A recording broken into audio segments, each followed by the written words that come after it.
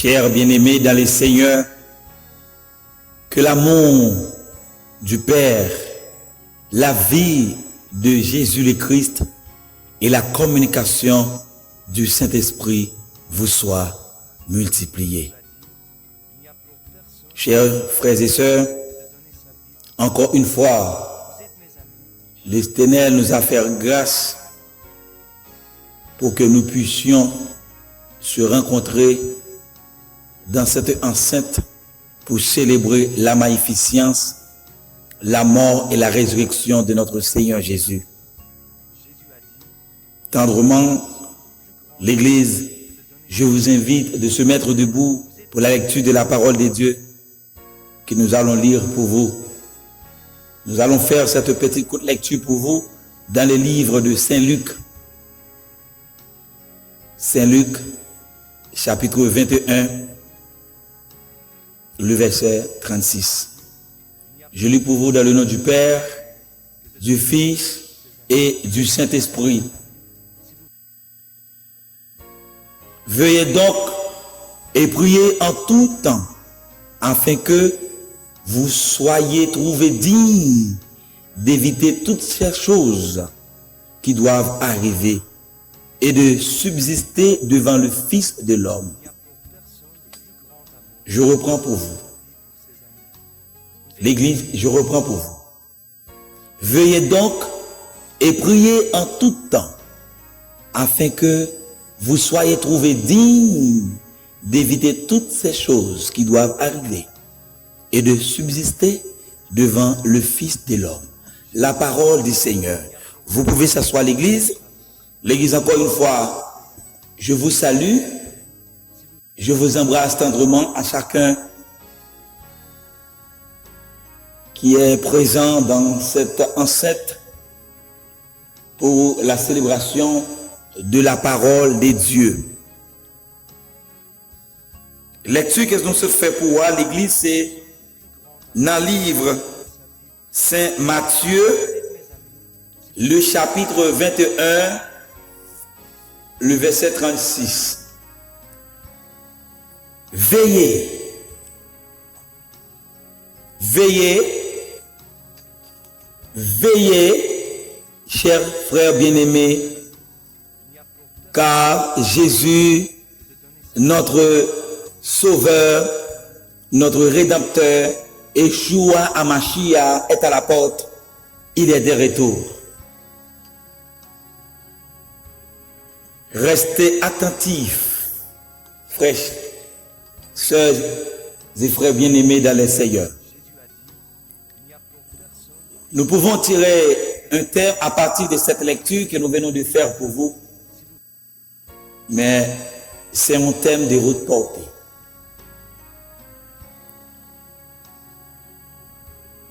Qui s'aime ta remédie, c'est un thème de haute portée. Côté l'église a demandé pour l'église à font-ils monter matin en venir joindre moi. Parce que c'est sérieux.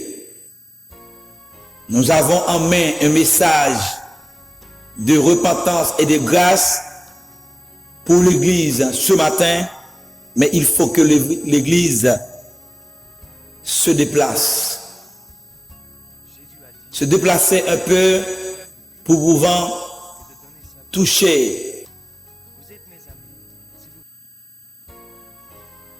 l'évangile à cette portée spirituelle. Le thème, l'inimaginable est-il possible? L'inimaginable est-il possible? Répétez avec moi, frères et sœurs bien-aimés, l'inimaginable est-il possible? Et maintenant, l'Église a dit oui, l'inimaginable est possible.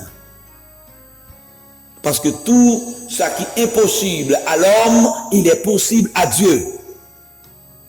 Mais nous ne allons pas rentrer dans le pays ça matin. Mes frères et sœurs bien-aimés, quelle sera la nouvelle la plus importante pour notre génération? Maintenant, quel est le plus grand événement qui ébranlera la terre au cours de la vie de la plupart d'entre vous, au cours de la vie de la plupart d'entre vous, quel est le plus grand événement qui peut ébranler la terre? Eh bien donc, mes frères et sœurs bien-aimés, je peux vous dire, il s'agit du second avènement de notre Sauveur, Jésus le Christ. Ce sera l'avènement le plus important de cette génération. Jésus le Christ sera de retour. Il reviendra. Ne vous y trompez pas. Jésus le Christ est de retour. Notre Sauveur, notre Rédempteur, ne se fera pas en secret son retour. Le retour de notre Sauveur ne se fera pas en secret, l'Église. Le retour de notre Sauveur ne se fera en secret dans une grotte quelconque. Ne se fera, mes frères et sœurs, dans une grotte sans que personne n'ait connaissance. Il reviendra. Il reviendra dans sa plénitude en tant que Dieu créateur qui règne et qui régnera pour toujours. Il reviendra pour juger, condamner et restaurer la terre. Jésus reviendra afin de gouverner la terre. Il y aura un gouvernement, mes frères et sœurs, un gouvernement divin, un gouvernement qui aura pour chef Jésus de Nazareth, le roi des rois, le rédempteur fidèle. Ce sera un événement spécifique déjà prophétisé, mes frères et sœurs bien-aimés, dans la Sainte Bible. Oui, cette prophétie que Jésus revient est marquée dans la Bible dans toute sa totalité, dans l'Ancien Testament comme dans le Nouveau Testament, à travers le monde. Des centaines et de millions de gens croient de manière superficielle que la Bible est la parole inspirée de Dieu. Ce que j'aimerais vous dire ce matin, chers frères et sœurs bien-aimés, le second avènement de Jésus le Christ est prédit dans les 4 évangiles. Premièrement, dans le livre des Actes, dans les épîtres de Paul, dans les épîtres de Jacques, dans les épîtres de Pierre et Jean, toute la Bible, dans son contenu et dans ses contenants, prédit l'avènement de Jésus-Christ. Le retour de notre Sauveur est le point central du livre de l'Apocalypse. Si vous croyez que la Bible est la parole inspirée de Dieu, mes frères et sœurs bien-aimés, alors vous devez croire au second avènement comme effet réel, comme effet certain, effet sûr, mes frères et sœurs bien-aimés. Le roi des rois, Jésus de Nazareth, Alpha et l'Oméga, reviendra pour établir son royaume. Mes frères et sœurs bien-aimés, vous devriez vous y préparer. Vous devriez savoir comment cela affectera vos affaires, votre économie future, votre sécurité personnelle et tout ce qui vous entoure. Vous devez connaître les signes qui précéderont le retour de notre Sauveur et les guetter. Pourquoi resteriez-vous dans l'ignorance face aux événements qui se passent autour de vous? Jésus commande à ses véritables amis, Jésus commande à ses véritables disciples de rester attentifs, rester vigilants, veiller et de se tenir prêts. Vous venez de lire avec moi, mes frères et sœurs bien-aimés, cette portion écriture dans le livre de Saint Luc, au chapitre 21, le verset 36. Jésus dit à ses véritables amis, veillez et de se tenir prêts.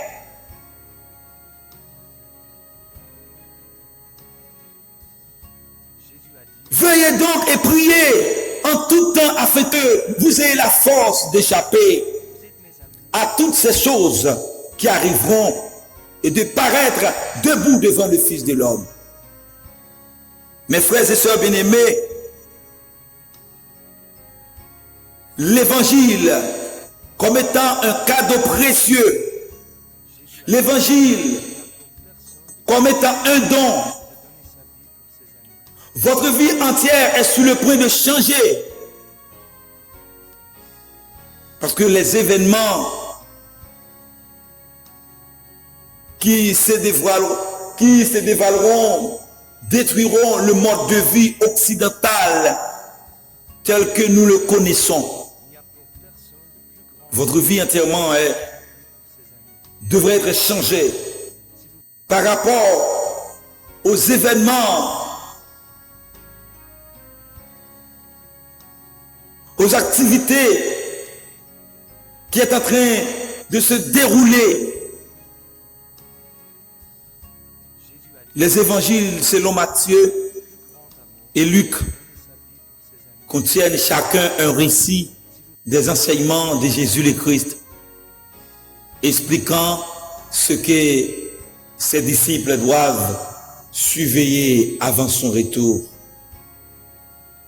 Quand Saint Luc écrivit de même, quand vous verrez ces choses arriver, sachez que le royaume, mon royaume, est proche. Le royaume de mon Père est proche. Et Jésus a sermenté que je voulais dire en vérité, cette génération ne passera point que tout cela n'arrive. Le ciel et la terre passeront, mais mes paroles ne passeront point. Il nous a donné des signes qui doivent s'accomplir avant son retour. Et l'accomplissement de la prophétie sera au cours de la vie d'une génération, à partir du moment où les signes de cette prophétie spécifique commenceront. Notre Rédempteur reviendra sur cette terre, mais pas tout de suite, mes frères et sœurs bien-aimés. Pas avant que ces signes n'aient eu lieu. Les gens qui courent à droite et à gauche pour répandre leurs idées et leurs prédictions personnelles, pouvant nous faire croire à des choses qui n'ont rien à voir à la prophétie divine, à ce qui est écrit dans les Saintes Écritures, en disant que le Christ revient ce soir-là, ce matin-là, sont de faux prophètes. Ils ne font aucun cas de parole de Yeshua Mashiach, car il nous a donné une liste de signes qui doivent s'accomplir premièrement. Ne soyez pas ignorants, ne soyez pas imbétants face aux rumeurs, face aux activités menant par de faux hommes, par de faux docteurs, de faux pasteurs, faux leaders, faux prophètes. Bientôt l'humanité connaîtra la guerre la plus dévastatrice et sanglante de toute son histoire. Ce sera la grande tribulation. Préparez-vous, mes frères et sœurs bien-aimés. Selon la terminologie biblique,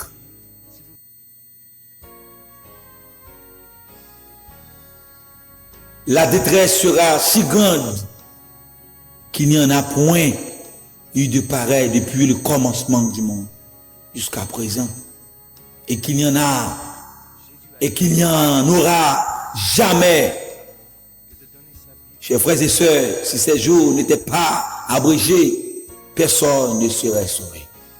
Mais à cause de l'Église, à cause des élus, à cause de ceux qui appartiennent à Dieu, qui se sont repentis et convertis et qui sont obéis et qui lui sont obéis à ses paroles et qui lui obéissent, ces jours seront abrégés. D'après dit Matthieu, l'un de ces évangiles synoptiques, est le chapitre 24, le verset 21 et verset 22. Mes frères et sœurs bien-aimés,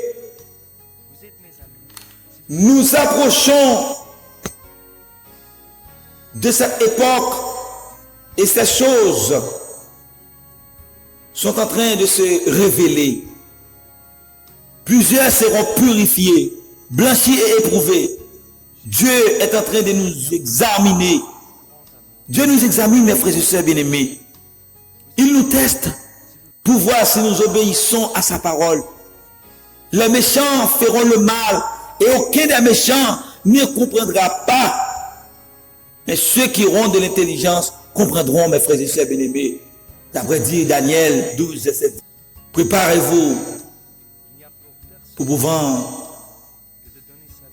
rejoindre, rencontrer à notre Seigneur. Comprenez-vous que nos nations en pleine dégénérescence et envahies par la corruption courent à une grande ruine? Si vous vous rendez compte que la dette nationale américaine est pratiquement hors de contrôle, que l'endettement du Canada est de plus en plus important, saisissez-vous toute la signification aux yeux de Dieu de la chute vertigineuse spirituelle et morale de notre civilisation occidentale. Vous ne comprenez rien. Et saisissez-vous, mes frères et sœurs bien-aimés. Le monde est en chute libre. Le monde pour aller sans souvenir. Je vous ai déjà dit tout cela dans les différents messages, que le monde doit aller sans souvenir. Si vous vous considérez les disciples de Jésus le Christ, alors vous devez être très attentifs à ces instructions. Très attentifs. Très attentifs, mes frères et sœurs bien-aimés. Veillez donc et priez en tout temps, afin que vous ayez la force d'échapper à toutes ces choses qui arriveront et de paraître debout devant l'homme, devant le Fils de Dieu, devant le Fils de l'homme. Restez attentifs, l'Église. Veillez, veillez et restez ferme dans la prière. Pas quitter cœur à fermer, restez là. Restez à veiller, veillez. Nous ne pouvons pas ni qui joue ni l'heure. Que le Seigneur a décidé finalement pour descendre de son trône céleste, pour venir prendre l'église là. L'église, veillez donc et priez. Priez en tout temps. Faites des prières ferventes à Dieu. Restez dans la sanctification. Restez dans la fidélité. Restez dans l'harmonie. Restez en parfaite communication. Le plus faible Loger, mais prends ça plus, prends ça plus fort, prends ça plus faible, ça plus faible. Pas arrêter à terre, lever. Demandez bon Dieu force. Restez dans la prière pour pouvoir épuiser la force divine, la force de notre Seigneur Jésus. La force. Quand vous lisez les psaumes, dans le livre des psaumes, le chapitre 118, c'est mon verset préféré, ces deux versets-là.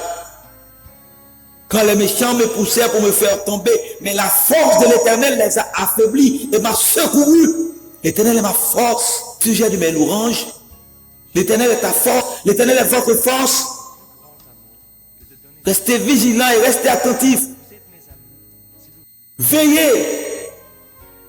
Veillez, mes frères et sœurs bien-aimés, restez veillatifs. Restez attentifs. Restez à veiller. Parce que l'inimaginable est possible. L'inimaginable est possible.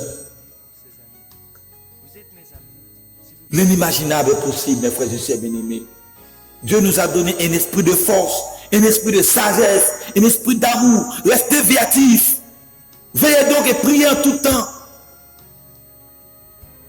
Afin que vous ayez la force d'échapper à toutes ces choses qui arriveront et de paraître debout devant le Fils de l'homme. Restez dans la prière, mes frères et sœurs bien-aimés. Ce conseil salutaire pour vous matin en l'église. Restez dans la prière. Restez en communication avec le ciel. Restez dans l'amour. Sans la prière, sans la sanctification, sans la paix, personne ne verra le ciel. Restez dans la prière. Restez dans la prière. Restez intelligent. Soyez intelligent. Soyez intelligent. Veillez. Jésus dit nous, veillez. Monsieur dans l'église catholique, qui ont chanté, qui ont chanté. Jésus dit, veillez, par étape dormi, la ville qu'on volait, puis par étape dormi. Et c'est chanté, l'ancien était membre de l'église catholique. Frères et sœurs bien-aimés, et c'est l'évangile de grâce et de repentance, c'est l'évangile de paix, l'évangile de grâce. Restez en conformité avec le ciel, restez dans l'amour, restez attachés l'un à l'autre, restez pour que nous soyons capables de bénéficier de salut. Nouvelle salut est importante, car Jésus, pas longtemps venu. Les loin bagages ça va passer. Restez dans la prière, restez en communication avec le ciel, parce que est à la porte. Mais les noms ça va passer comme ça veut dire que Jésus a venu, que Jésus est en des cas là. Non, la vie est comme un voleur. Personne ne va dire, mais côté Jésus, mais côté la sortie. Restez là dans la prière. Moi remets nous l'église. L'inimaginable est possible, l'église. L'inimaginable est possible. L'église, l'inimaginable est possible. Jésus est à la porte. Restez véatifs. Que Dieu vous bénisse, l'église. Bye bye. Shalom Aleichem. Il n'y a pour personne de plus grand amour que de donner sa vie pour ses amis. Vous êtes mes amis si vous...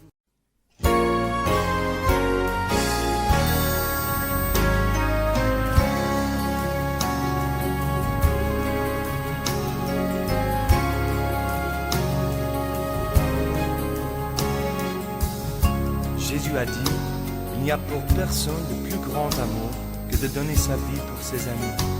Vous êtes mes amis si vous...